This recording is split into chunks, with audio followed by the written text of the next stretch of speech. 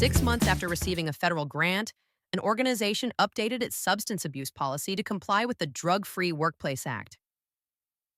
HR recently learned that a covered employee received a criminal conviction for drug possession. But here is the detail. Court records show the citation was issued during a weekend traffic stop in the employee's personal vehicle. What is the required compliance action? Option A. Document the incident internally. Do not notify the federal granting agency, as the conviction did not occur within the workplace. Option B. Notify the federal granting agency within 10 days, as the mandate applies to all criminal drug convictions of covered employees. Option C. Require the employee to enroll in an approved drug rehabilitation program within 30 days to maintain grant compliance. Option D. Suspend the employee pending a fitness evaluation, as federal guidelines require continuous screening for convicted individuals. Pause here. Pick your answer. Ready? 3 of these answers treat every drug conviction the same way. Only one reads the statute carefully. The correct answer is option A. Document internally. Do not notify the agency. Here is the test the scenario is actually asking you. Did the conviction arise from conduct that occurred in the workplace? Because in this scenario, the answer is no. Weekend, personal vehicle, off duty, off premises, in the workplace. That's the whole test. Here's the legal anchor. 41 U.S.C. 8102, the Drug-Free Workplace Act of 1988. It requires federal contractors and grantees to notify the granting agency within 10 days of any employee's criminal drug conviction for a violation occurring in the workplace. Those last 4 words are the entire statute. Read them again. Think of it like workers' comp. You sprain an ankle playing basketball on a Saturday afternoon. That is not a workers' compensation claim. Location defines coverage. Same rule in the Drug-Free Workplace Act. Location defines the federal duty to report.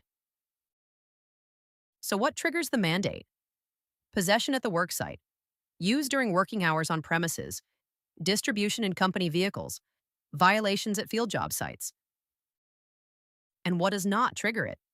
A weekend traffic stop in a personal vehicle, possession at the employee's home, off-duty conduct, any conviction outside the work premises. Off-site conduct may still violate company policy. It does not trigger federal reporting.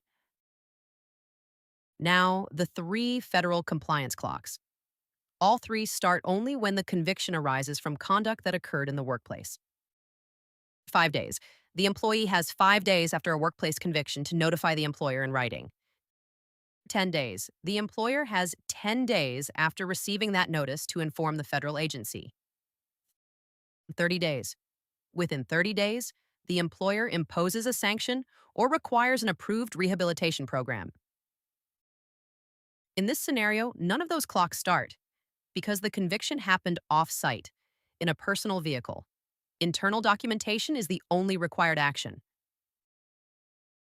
Now, why the other 3 options fail? Option B, notify the agency within 10 days.